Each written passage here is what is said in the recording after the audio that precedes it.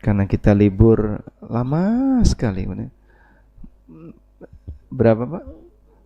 Bukan 2 tahun. Oh bukan ya, 2 bulan, Masya Allah. Selama Ramadan penuh plus Syawal. Nah, alhamdulillah pagi ini sudah bisa kembali. Nah, kitabnya nggak lupa kan Pak? Apa judulnya? Umdatul Ahkam. Nah, alhamdulillah ada yang bawa ya. Baik, kita berada di penghujung bab tentang masalah jihad. Jadi insyaallah nanti kami sediakan 2 pertemuan pembahasan tentang fikih kurban. Namun untuk kali ini kita masih melanjutkan persis sebagaimana tema lanjutan sebelumnya. Baik, yang punya buku silakan dibuka. Kalau di penomoran buku saya nomor 425. Untuk yang versi cetak bahasa Indonesia barangkali ada yang berbeda. Hadis dari Abu Musa al-Ash'ari. An Abi Musa Abdullah ibn Qais al-Ash'ari radhiyallahu anhu. Dari Abu Musa, nama aslinya Abdullah bin Qais. Beliau lebih dikenal dengan kunyahnya Abu Musa al-Ash'ari. Nama aslinya Abdullah bin Qais. Dan al-Ash'ari ini berasal dari Yaman. Satu kabilah yang berasal dari Yaman. Kalau kita mengenal ada nama Abul Hasan al-Ash'ari. Pernah kenal Pak? Siapa beliau?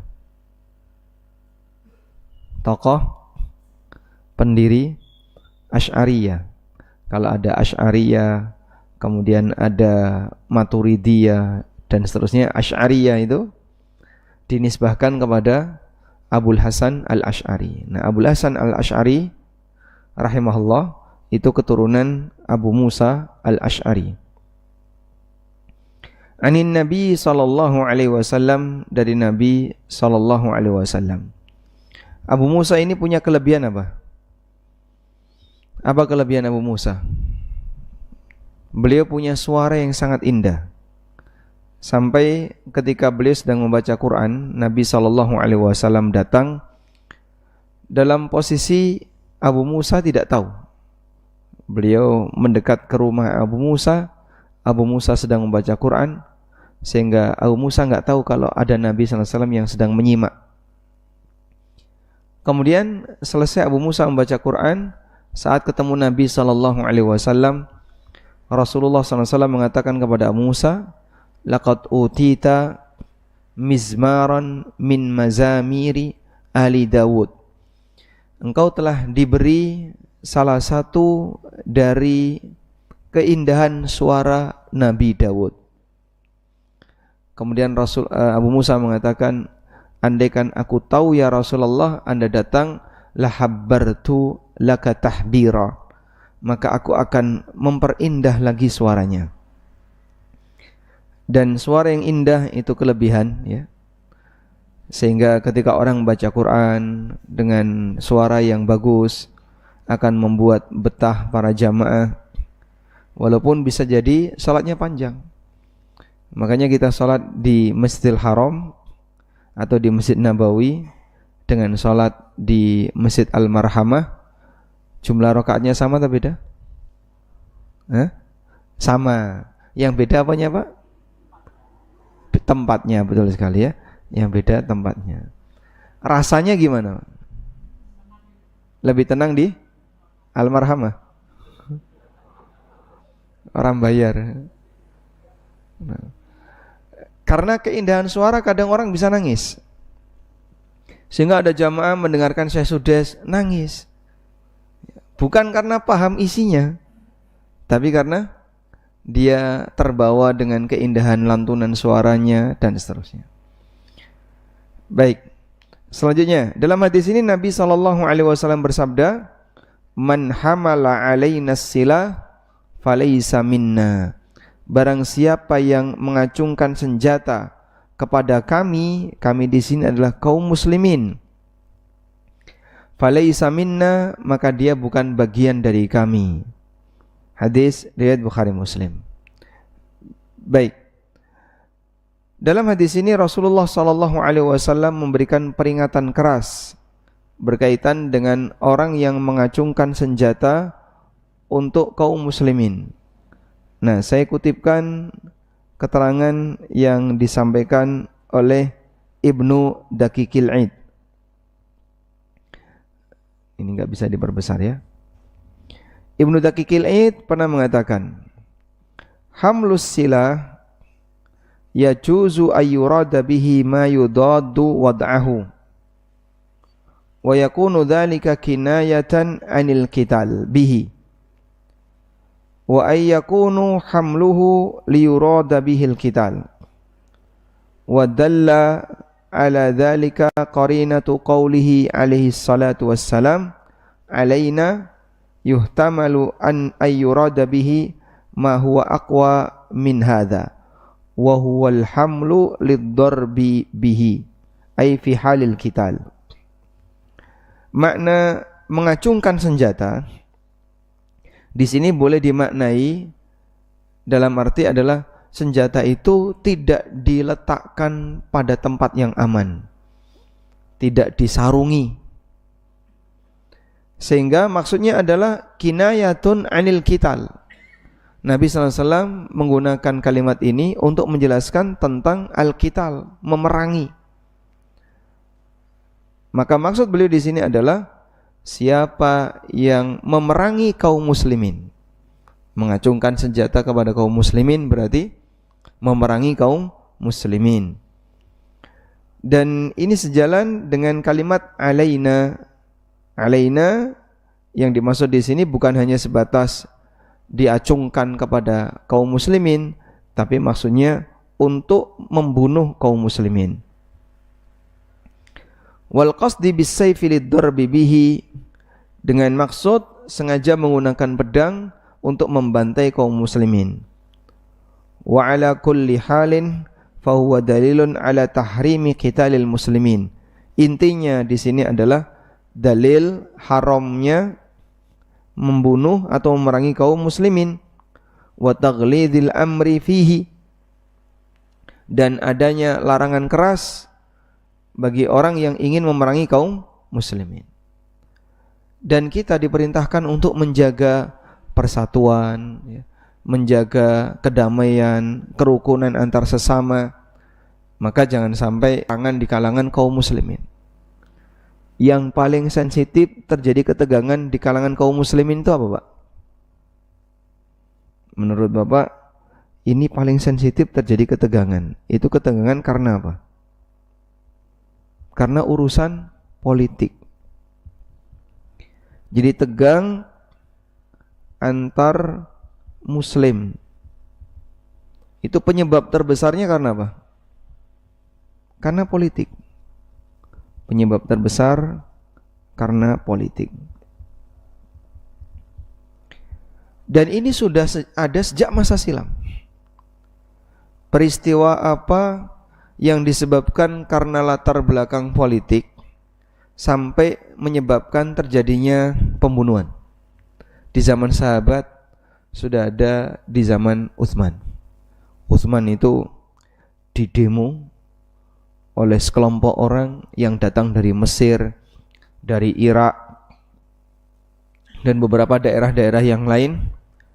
Kemudian mereka tidak terima dengan Utsman, lalu rumahnya dikepung, didemo dalam waktu beberapa hari, sampai akhirnya Utsman dibunuh radhiyallahu anhu arda, dalam posisi beliau sedang puasa dan sedang baca Quran. Siapakah mereka itu? Jadi mereka ini dipanas-panasi oleh sebagian orang, dan ada yang mengatakan ini adalah ulahnya Abdullah bin Saba. Ulahnya Abdullah bin Saba yang dia bacakan kepada masyarakat bahwa Utsman tidak amanah, padahal dia nggak punya bukti. Dan Utsman termasuk pemimpin yang sangat amanah. Beliau Khulafaur Rasyidin yang dipuji oleh Nabi SAW, bahkan menantunya Rasulullah SAW. Intinya dipanas-panasi sampai akhirnya panas. Pada posisi ketika dia sudah panas, mereka ini setelah musim haji pulang, musim haji di Mekah, pulang Nah, ketika pulang itu tidak langsung ke negaranya masing-masing. Kumpul dulu di Madinah untuk melakukan pemberontakan kepada Utsman. Kemudian ada yang menawarkan, wahai Amirul Mukminin, kalau Anda perintahkan kepada kami untuk melawan mereka, kami sudah siap dengan senjata kami. Utsman tidak bersedia, karena nanti kalau terjadi kontak senjata antara kaum muslimin Madinah dengan para pendatang yang sedang memberontak ini, maka korbannya akan banyak. Sehingga Utsman menahan jangan sampai terjadi peperangan. Biarlah saya saja yang jadi korban. Padahal banyak sebenarnya para sahabat yang menawarkan diri untuk membela beliau radhiyallahu anhu. Sampai akhirnya terjadilah pembunuhan terhadap sahabat Utsman. Nah, pasca sahabat Utsman terbunuh, maka yang menggantikan siapa? Ali bin Abi Thalib. Di fase Ali bin Abi Thalib terjadi ketegangan. Ada 3 kelompok yang waktu itu, atau mungkin bisa kita sebut ada 4. Yang pertama, kelompoknya Aisyah radhiyallahu anha bersama Talha bin Ubaidillah dan Az-Zubair ibn Awam. Yang kedua, kelompoknya Ali bin Abi Thalib. Di situ ada Ammar bin Yasir, ada Ibnu Abbas dan beberapa sahabat yang lainnya. Yang ketiga, kelompoknya Muawiyah. Di situ ada Abdullah bin Amr bin As dan ayahnya yaitu Amr bin As radhiyallahu anhum ajma'in.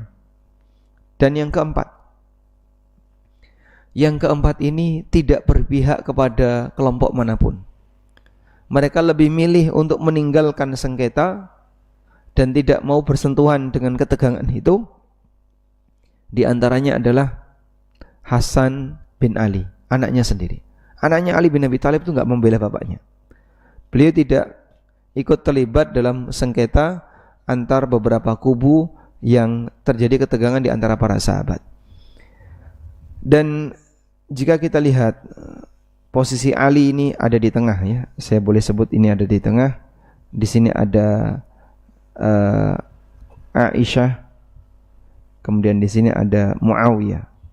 Dan kita menghormati semuanya karena ketegangan ini terjadi disebabkan perbedaan ijtihad. Yang tuntutan masing-masing, Aisyah ini meminta kepada Ali eksekusi pembantai Utsman. Muawiyah juga sama, meminta kepada Ali untuk mengeksekusi pembantai Utsman. Namun Ali meminta, kalian bergabung dulu. Kalian gabung dulu, nanti kalau sudah bergabung, membaiat Ali bin Abi Thalib, semuanya membaiat Ali menjadi khalifah, baru kita akan eksekusi bareng-bareng. Tapi mereka tidak bersedia. Kami baru mau membaiat kamu jika engkau mengeksekusi pembunuh Utsman. Nah, karena tidak ada titik temu di situ, sampai terjadi ketegangan. Dan sebenarnya Rasulullah SAW sudah pernah menyampaikan kepada Ali. Ali pernah disampaikan oleh Nabi SAW, sayakunu bainaka wa baina Aisyah syai'un. Kamu akan melakukan ketegangan, kamu akan mengalami ketegangan antara kamu dengan Aisyah. Sampai Ali radhiyallahu anhu mengatakan, a'udzubillah, aku berlindung kepada Allah. Dan Ali sangat menghormati Aisyah. Sampai ketika peristiwa itu, Ali bin Abi Thalib mengirim pasukan berkuda sebanyak sekian puluh, ada yang menyebutkan 70, untuk mengawal ontanya Aisyah dikembalikan ke Madinah. Aisyah kan naik onta di dalam tenda yang ada di atas onta, sekeduk onta. Kemudian dikawal oleh sekian puluh, katanya 70 pasukan berkuda untuk mengantar Aisyah pulang ke Madinah. Enggak ada satupun yang berani nyentuh Aisyah radhiyallahu anha ketika itu. Padahal beliau termasuk di antara orang yang ikut dalam peristiwa perang Jamal. Jadi antara Aisyah dan Ali terjadi perang Jamal. Sedangkan antara Ali dan Muawiyah terjadi perang Siffin. Terjadi peperangan. Sampai terjadi peperangan dan korbannya banyak. Maka dengan sebab perbedaan ijtihad dalam masalah ini terjadilah peperangan di kalangan kaum muslimin, dan kita menghormati semuanya karena semuanya adalah orang-orang terbaik di kalangan umat ini, murid-murid Nabi sallallahu alaihi wasallam. Baik. Namun jika kita perhatikan jamaah, kita mendapatkan pelajaran bahwa ternyata permasalahan politik itu salah satu di antara sebab terbesar terjadinya ketegangan di kalangan kaum muslimin, dan terus sampai zaman kita sekarang. Demo misalnya, demonstrasi yang kemudian sampai memakan korban, meninggal dunia, itu tempur antara siapa, Pak? Saudara, sesama bangsa Indonesia. Yang ini enggak terima, yang itu enggak terima, akhirnya berantem sampai memakan korban. Dan walhamdulillah di era ini Pak Prabowo, walhamdulillah ya, nuansa ketegangan tidak seperti sebelumnya. Lebih jarang terjadinya demo. Sehingga kalau dulu dikit-dikit demo, tegang di sini dan seterusnya, itu rasanya kita nggak nyaman. Bahkan pemilu saja kalau sudah beda pilihan, rasanya gimana, Pak? Nggak nyaman. Yang satu milih nomor 3, yang satu milih nomor 4. Jadi sampai terjadi ketegangan. Ada suami istri sampai cerai, suami istri sampai berantem gara-gara beda pilihan. Karena itu Rasulullah SAW mengingatkan dalam urusan politik agar kita lebih banyak diam, dalam arti jangan sampai mendolimi yang lain, sehingga rakyat diminta untuk taat kepada pemerintah, pemerintah diminta untuk bersikap jujur dan bisa mengayomi rakyat agar terjadi kedamaian di antara semuanya. Baik. Selanjutnya, makna yang kedua, mengacungkan senjata. Mengacungkan senjata. Makna yang pertama tadi apa? Memerangi kaum muslimin. Memerangi kaum muslimin. Makna yang kedua dari mengacungkan senjata adalah, ya sebagaimana teksnya, mengacungkan senjata kepada orang lain. Apa namanya? Sehingga orang bawa senjata terus ditodongkan kepada orang lain. Bukan untuk membunuh, bisa jadi untuk main-main. Bisa jadi untuk main-main. Misalnya dia bawa pisau, awas, di depan orang dia kayak gitu. Ini nggak boleh ya. Oleh karena itu kita diajarkan adab, kalau membawa senjata ditaruh di mana? Di sarung, tempat yang aman. Tujuannya apa? Agar ketika ketemu orang misalnya, kita tidak disebut sebagai orang yang sedang mengacungkan senjata. Ada satu kejadian ya. Ada bapak-bapak selesai ngarit ya. Ngarit itu bahasa Indonesianya merumput ya, ngambil rumput, udah. Kemudian setelah dapat rumput, ditaruh di atas kepalanya. Rumputnya ditaruh di atas kepalanya. Sementara celuritnya ditaruh di tangan kanan.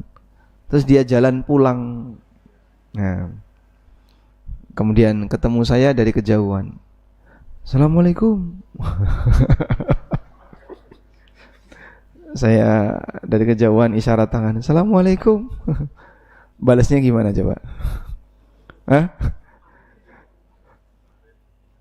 Ya karena tinggal tangan kanan yang bisa gerak. bawa arit. Waalaikumsalam. Waalaikumsalam bawa arit. Ya sudah, ditoleransi ya. Masya Allah. Itu insya Allah di Candi Gebang nggak ada ya. Tapi di kerajaan ada yang kayak gitu. Ini jadi dagelan ya. Kalau dalam kondisi normal seperti itu nggak boleh, karena mengacungkan senjata kepada orang lain hukumnya dilarang. Termasuk diantaranya ya, semua benda tajam tidak boleh. Misalnya pisau atau geraji atau apapun itu tidak boleh diacungkan kepada muslim. Atau hal yang mematikan lainnya, yang itu bisa membahayakan dan melukai. Mohon maaf, ini mungkin agak sering ya.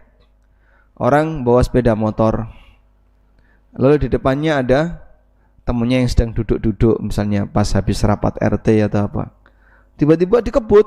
Wah. Terus direm mendadak di depan temennya. Nah, terus direm mendadak sini. Nah, tujuannya apa? Guyon. Ini bahaya ini. Seperti ini nggak boleh. Karena mengagetkan orang muslim itu hukumnya dilarang. Sehingga andaikan misalnya terjadi kesalahan teknis, remnya blong atau apapun sebabnya, atau kepleset bannya, akhirnya menyebabkan dia keselip, nabrak, yang disalahkan siapa? Pengendara kendaraan. Loh, tapi akan niat saya guyon. Mau niatmu guyon, mau serius, tetap salah. Kecelakaan itu tidak sengaja. Tapi jika sampai terjadi tabrakan atau ya melukai orang, maka yang melukai disalahkan, walaupun itu dilakukan tidak sengaja. Ya. Maka dari sini kita perlu menjaga adab, jangan sampai mengacungkan senjata, baik tujuannya untuk memerangi kaum muslimin atau mengacungkan isyarat senjata kepada orang lain. Selanjutnya, Rasulullah SAW mengatakan, siapa yang melakukan perbuatan itu falaisa minna, maka dia bukan bagian dari golonganku. Zahir dari hadis menunjukkan yang bersangkutan bukan kaum muslimin. Tapi tentu maknanya tidak demikian.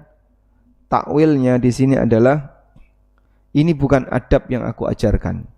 Jadi di sini ada banyak takwil. Karena kalau kita maknai sebagaimana zahirnya, berarti mengacungkan senjata menyebabkan orang keluar dari Islam. Artinya orang itu jadi kafir, meskipun tidak demikian. Memang itu kesalahan, sesuatu yang dilarang, tapi tidak sampai menyebabkan pelakunya keluar dari Islam. Wallahu a'lam. Walhamdulillahirabbil alamin. Selanjutnya kita beralih ke hadis berikutnya. Hadis dari Abu Musa al-Asy'ari radhiyallahu anhu.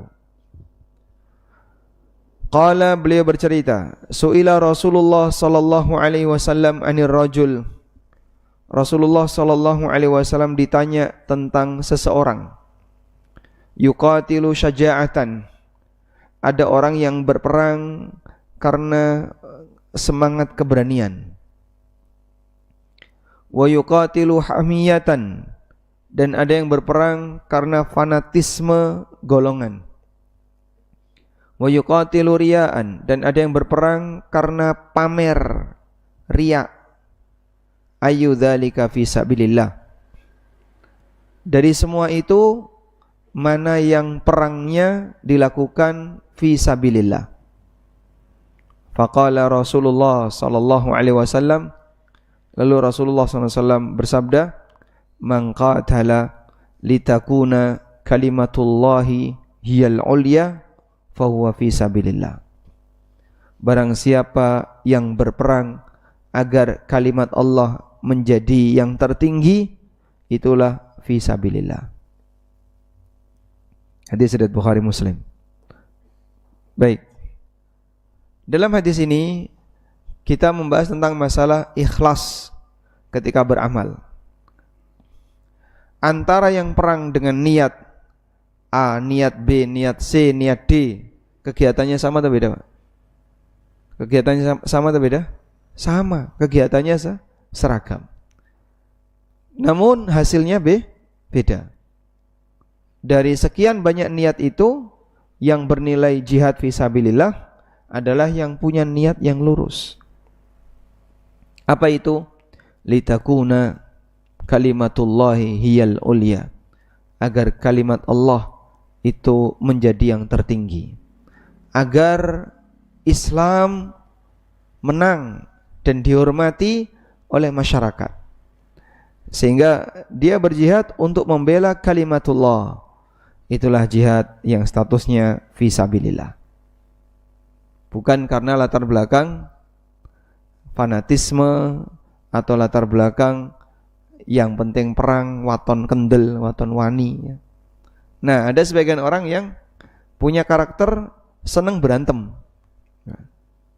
Neng di aku melu. Wah, pokoknya ini urusan padu-padu seneng ya. Sehingga dia melihat darah, dia melihat itu menikmati. Dia memang karakternya seneng berantem. Nah, orang yang seneng berantem ini kalau diajak perang, seneng. Dan dia menikmati suasana itu. Namun kalau niatnya hanya karena itu, nggak ada pahalanya. Ada juga yang berantem karena hamiyah, karena dorongan fanatisme. Ya, misalnya berantem karena dorongan fanatisme, contohnya apa, Pak? Supporter bola. Masya Allah ya. Supporter ini melawan supporter ini. Masing-masing supporter kan punya lawan ya. Lawannya PSS apa? Kalau PSS itu supporternya namanya apa, Pak? Slemania. Lawannya Slemania mana? Tonggone kidule, Pak. Mataram. Ya. PSIM. Dan kita tidak tahu kenapa biasanya lawan supporter itu kota tetangga. Antara Arema dengan Bonex. Kalau Surabaya kan Bonek ya. Arema dengan Bonek itu Masya Allah, korbannya banyak itu. Sehingga kalau sudah pertandingan Persebaya lawan kalau Malang namanya apa? Bukan Persatuan Sepak Bolanya. Pokoknya Persema. Arema lawan Persema. Sudah, supporternya nggak boleh ikut. Karena kalau ikut terjadi ketegangan di mana-mana. Itu tidak hanya tawuran orangnya, sampai mobil-mobil plat N dipecah, plat L dipecah. Salahnya apa orang itu? Kalau kayak gitu salahnya apa? Yang terakhir misalnya tragedi di Malang ya, sampai ratusan orang yang mati disebabkan karena supporternya saling injak-injakan. Ya meskipun semuanya masyarakat setempat.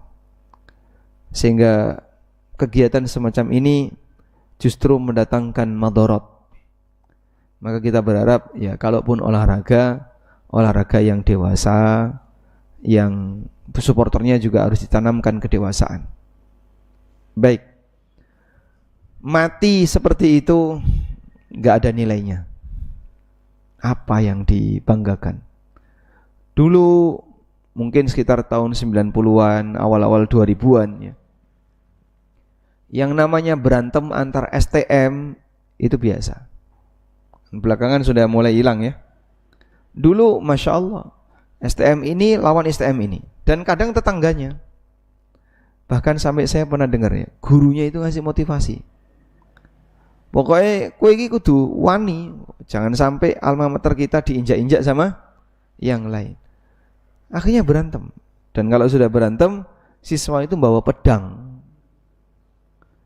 Sehingga kadang ngerti-ngerti ada korban di sini. Dia nggak tahu menahu, karena dari siswa STM ini dibantai sama siswa STM yang lain. Nggak ada manfaatnya sama sekali. Baik.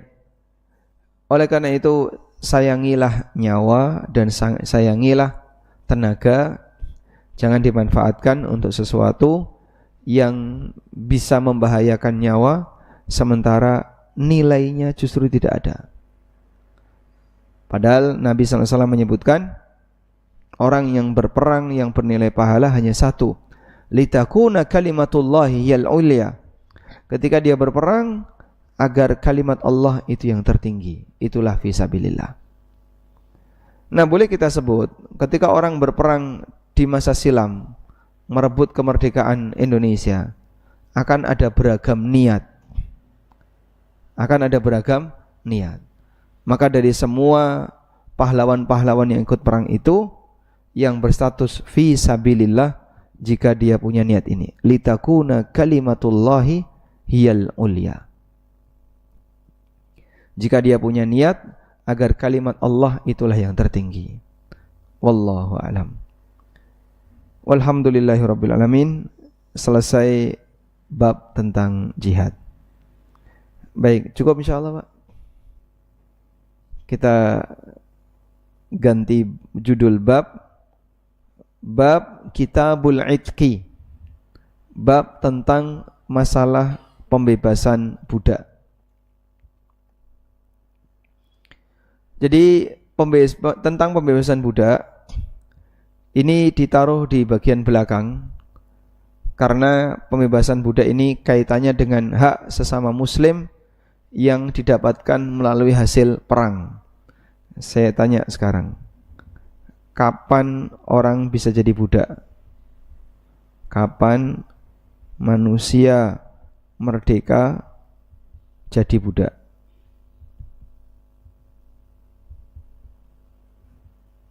Kapan manusia normal merdeka bisa jadi budak?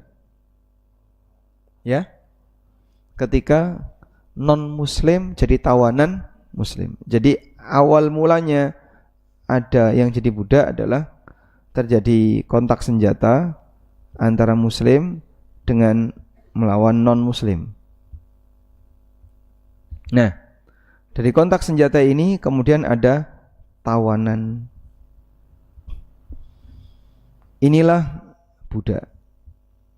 Nanti jadi budak bagi kaum muslimin. Dan sebaliknya, jika ada muslim yang ditangkap oleh non-muslim terus jadi tawanan, maka ini nanti jadi budak juga.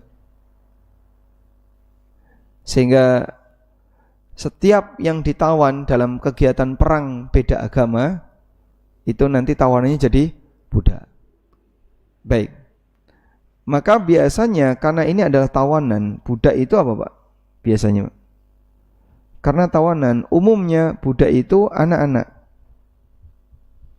yang dia mungkin diajak orang tuanya ketika perang, atau perangnya menyerang daerah lawan sehingga ada anak-anak di situ. Yang kedua, wanita yang dia tidak ikut perang. Sementara yang laki-laki terbunuh dan yang tersisa ini yang kemudian jadi. Karena itu dulu banyak para sahabat yang punya budak anak-anak remaja. Setelah itu dibesarkan, setelah besar diajari jadi muslim yang baik, kemudian mereka dibebaskan. Beberapa ulama tabi'in yang merupakan mantan budak bisa disebutkan contohnya. Satu, Ikrimah, muridnya Ibnu Abbas. Ikrimah itu budaknya Ibnu Abbas dan dibebaskan. Yang lain, Hasan Al-Basri. Bapak kenal Hasan Al-Basri ya? Nama itu ma'ruf kan? Ibunya itu budak, bapaknya juga budak. Anaknya diasuh oleh Ummu Salamah, istri Nabi SAW. Mujahid bin Jabr juga dari kalangan maula. Beliau keturunan dari budak. Dan masih banyak beberapa ulama-ulama yang lain adalah mawali. Mawali itu keturunan dari budak. Ada sahabat yang terkenal dan beliau seorang budak, tapi dibebaskan oleh Nabi SAW. Namanya Thauban. Thauban ini budaknya Rasulullah SAW yang dibebaskan. Nah, posisi budak-budak seperti ini di tengah kaum muslimin dirawat dengan baik, diajari dan dididik dengan baik, sampai kemudian di antara mereka banyak yang jadi ulama. Maka fungsi perbudakan di antaranya adalah untuk memindahkan status seseorang dari yang sebelumnya non-muslim jadi muslim. Lalu setelah itu mereka bisa menjadi orang yang baik di tengah wilayah kaum muslimin. Demikianlah aturan perbudakan secara umum dalam Islam. Nah, selanjutnya kita perhatikan ini ya. Terjadi perang antara muslim melawan ahli kitab. Dan ini sering sekali Nabi SAW melawan beberapa kelompok Yahudi yang ada yang diusir, ada yang dibantai, dan beragam. Nah, ketika muslim melawan ahli kitab, maka ahli kitab ini ada 3 pilihan. 1, menyerah dan masuk Islam. Menyerah dan masuk Islam.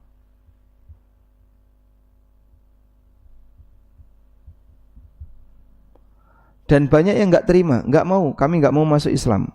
Maka pilihan yang kedua, bertahan dengan agamanya, agama ahli kitab, namun dia menyerah sehingga tidak dibunuh, tapi nanti bayar jizyah, bayar upeti. Nah, seperti ini di zaman para sahabat banyak, sehingga ada banyak cerita tentang orang-orang Yahudi yang bayar upeti di zaman Umar. Yang ketiga, 1 nggak mau, 2 nggak mau, perang. Nah, kalau udah perang, nanti tawanan jadi budak. Tawanannya akan dijadikan sebagai budak. Ketika dia nggak mau pilihan 1 dan 2. Dan banyak yang nggak mau, Pak. Karena yang namanya ketegangan kan, mereka tidak mau nunduk kepada yang lainnya. Terjadilah perang. Kalau terjadi perang, siapa yang menang, dia bisa memperbudak yang kalah. Wallahu a'lam.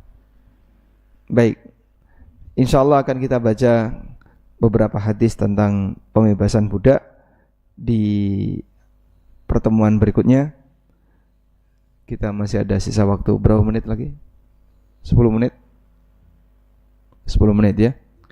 Barangkali ada jamaah yang mau menyampaikan sesuatu, kami persilahkan. Wassallallahu ala nabiyyina Muhammadin wa ala alihi wa sahbihi wasallam.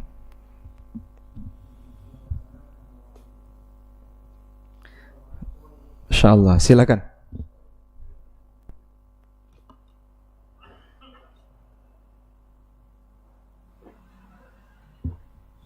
Assalamualaikum warahmatullahi wabarakatuh. Assalamualaikum. Terima kasih waktu yang diberikan. Sebetulnya saya singkat saja yang pertanyaan saya. Bagaimana kita menyikapi atau bertindak atau berperilaku sementara dulu aja waktu zaman Nabi sudah terjadi sengketa seperti itu. Kemudian kalau diterapkan sekarang itu seperti apa? Contoh misalnya, membangun masjid itu bagus. Kemudian dalam rapat ada yang berpedoman atapnya sirap lebih baik daripada waktu itu. Ini sebetulnya true story ini. Ada yang berpendapat istilahnya gendeng kebumen itu lebih baik dengan berbagai pertimbangan. Kemudian dalam keputusannya memakai atap sirap. Ini kelihatannya ngoyo-woro, tapi nanti insya Allah nanti Ustadz bisa menjawab dengan kemudian yang merasa istilahnya idenya nggak dipakai, itu kemudian tidak ke masjid. Mutung. Ya. Enggak, istilahnya kan jihad itu mempertahankan prinsip dalam rapat seperti itu. Sebetulnya contoh-contohnya sebetulnya banyak sekali. Kalau yang tadi disampaikan dalam perang seperti itu, apa istilahnya perbedaan politik, sebetulnya kita banyak sekali pemilihan RT. Itu tetangga biasanya pada neng masjid bisa padu loh itu. Itu enggak usah sampai presiden, enggak usah sampai kadus, RT aja. Padahal sama-sama kita ke masjid. Kemudian tadi istilahnya ini agak lain lagi menampakkan senjata. Tadi Pak Marjuki nek ngiklan ke celurit piye ya. Yeah. Sebetulnya kan istilahnya ada istilahnya the man behind the gun, katanya Pak Nur ini. Jadi senjata itu kalau Sep, pisau itu bagi Sep itu hanya alat yang cukup istilahnya berguna bagi dia. Tapi bagi pencoleng ya itu bisa merupakan senjata. Kemudian istilahnya ada istilah mulut itu lebih tajam daripada pisau. Ya udah sementara itu aja, nanti mohon dijelaskan. Mudah-mudahan bermanfaat bagi kita semua. Masya Allah. Assalamualaikum warahmatullahi wabarakatuh. Waalaikumsalam warahmatullahi wabarakatuh. Baik. Saya coba menjawab yang pertama ini. Ada satu hadis yang mudah-mudahan jadi motivasi bagi kita semuanya, Pak. Berkaitan dengan masalah berdebat atau tegang dengan orang lain dalam urusan yang sebenarnya tidak terlalu urgent untuk kita harus menang. Saya sebut demikian karena menang siapapun sebenarnya yang jadi ya tetap itu gitu. Ada satu hadis dari sahabat Abu Umamah Al-Bahili radhiyallahu anhu. Nabi SAW bersabda, "Ana za'imun bi baitin fi rabadil jannah liman tarakal mira wa in kana muhiqqan." Aku jamin seseorang mendapatkan rumah di tengah surga bagi siapa yang meninggalkan debat walaupun dia dalam posisi yang benar. Misalnya kayak tadi ya, usul masalah atap, yang satu genteng, satu sirap. Udah tegang itu. Ini mau genteng mau sirap kan tetap masjid. Apakah gara-gara atapnya beda? Oh ini nggak sah jadi masjid. Sekarang jadinya musola. Tetap itu akan jadi masjid. Baik. Sehingga ya tidak perlu terlalu alot-alot ya. Sampaikan secara kepala dingin, kemudian tujuannya adalah biar untuk kemaslahatan bersama gitu. Walaupun nanti usul saya tidak dipakai ya tidak masalah, ini hanya usul. Terus yang berwenang memutuskan siapa? Ya pihak yang berwenang, kepala takmir, ketua takmir ya, atau dewan masjid yang diputuskan untuk ngurusi itu. Nah kita usul ya silakan usul, tapi usul tidak boleh bawa kepentingan ya. Sehingga misalnya wah daripada debat aku ramelu wae. Ramelu dalam arti sudahlah melu, saya manut saja mau apapun keputusannya. Insyaallah Pak, jaminan hadis ini bisa didapatkan. Aku jamin bisa dapat rumah di tengah surga bagi orang yang meninggalkan debat walaupun dia dalam posisi yang benar. Wa bi baitin fi wasatil jannah, dan aku jamin orang bisa mendapatkan rumah di tengah surga liman tarakal kadhiba wa in kana mazihan, bagi orang yang selalu meninggalkan praktek berdusta walaupun niatnya guyon. Jadi kalaupun guyon ya enggak usah bohong. Karena kan kadang ada orang yang cerita tapi bohong, tujuannya apa? Bikin ketawa banyak orang. Ya nggak usah kayak gitu ya. Kalau memang tidak ada bahan untuk lelucon, tidak perlu membuat lelucon bohong. Wa bi baitin fi a'lal jannah, dan aku jamin orang mendapatkan rumah di atas surga, liman hasuna khuluquhu, bagi orang yang akhlaknya mulia. Baik. Nah, kalau kita ingin dapat seperti janji di atas tadi, hadis riwayat Abu Dawud, hadisnya hasan, maka coba kita berlatih untuk hal yang sekiranya tidak terlalu urgent, pendapat saya harus dipakai, ya sudah, saya tak ngalah saja. Tapi kalau urgent, misalnya bapak satu-satunya yang paham di sini, sementara yang lain nggak ngerti, kemudian bapak ngasih pertimbangan. Contoh ya, di kampung ini ada dokter, lalu ada kasus, misalnya orang meninggal kena virus. Nah, bapak yang paham, wah virus ini bisa berbahaya, nyentuh badannya saja bisa tertular. Sementara masyarakat nggak paham, akhirnya mau dimandikan tanpa pelapis. Nah, setelah rapat yang diputuskan memandikannya si A, B, C. Anda dokter paham, jangan sampai nyentuh badannya. Virusnya jenisnya ini kalau kamu nyentuh kulitnya saja, itu sudah akan menular. Nah, ngotot, kayak gitu agak boleh ya. Boleh nggak ngotot ini?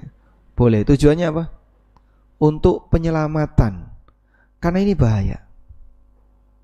Contoh yang lain. Terjadi perdebatan. Korban ini kulitnya mau diapain? Wah, lumayan. Ada yang berpendapat, wes ini bakul kulit gorene wes dolen bakul kulit.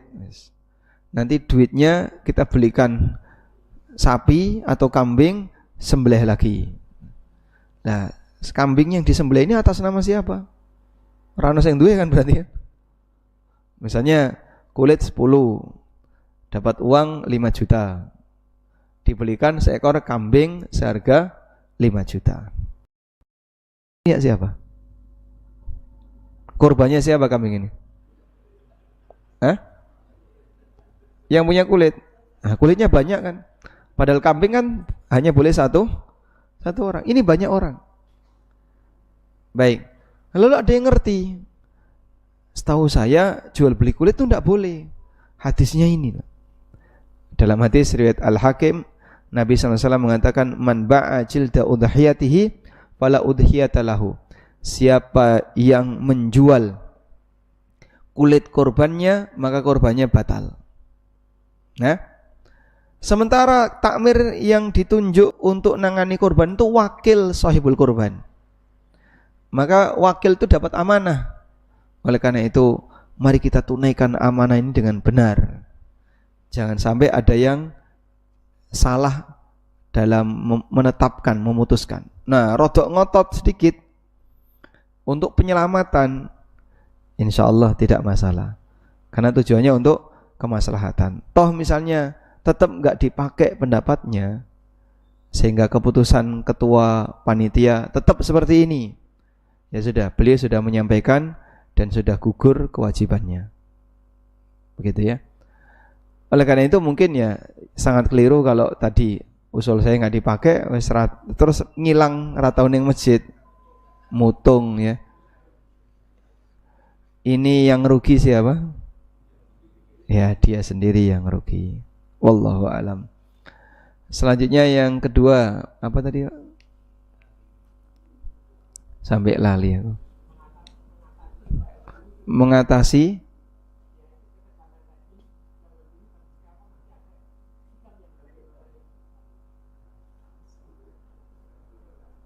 tadi sudah kayaknya yang pertama. Oh, saya takon yo lali, alhamdulillah. Insyaallah ini dagelan Masjid Marhamah ini. Hah? Iklan celurit. Ya iklan celurit ya ditunjukkan celuritnya, tapi kan tidak diayati gini lah. Ditaruh kan di bawah, Pak ya. Iklan tuh gimana? Diangkat gini atau ditaruh bawah? Taruh bawah. Apalagi iklannya online. Cuman tunjukkan saja gambarnya. Sehingga cukup disebutkan mereknya, bahannya, gambarnya. Kalau online tidak masalah. Kalau offline orangnya datang ya tinggal tunjukkan, monggo jenengan periksa. Ya. Jadi itu bukan masuk kategori mengacungkan senjata. Tapi kalau iklan celurit kayak gini, nah, telan. Celurit. Nah, ini beda lagi kalau gitu. Dan tentu akan takut konsumennya. Nggih. Menjawab? Satu lagi tadi apa? Sudah lupa ya? Alhamdulillah. Baik. Pertemuan berikutnya mau bahas kurban atau umdatul ahkam? Kurban. Coba kita nyentuh masalah kurban insyaallah ya. Mudah-mudahan cukup untuk 2 atau 3 kali pertemuan, dan mungkin nanti kita sedikit banyak diskusi, terutama amaliyah Idul Adha, amaliyah Dzulhijjah. Jadi tidak hanya kurban saja, termasuk juga amaliyah Dzulhijjah yang lainnya. Demikian, semoga bermanfaat. Wassallallahu ala nabiyyina Muhammadin wa ala alihi wa sahbihi wasallam. Wa akhiru da'wana anil hamdulillahi rabbil alamin. Wassalamualaikum warahmatullahi wabarakatuh.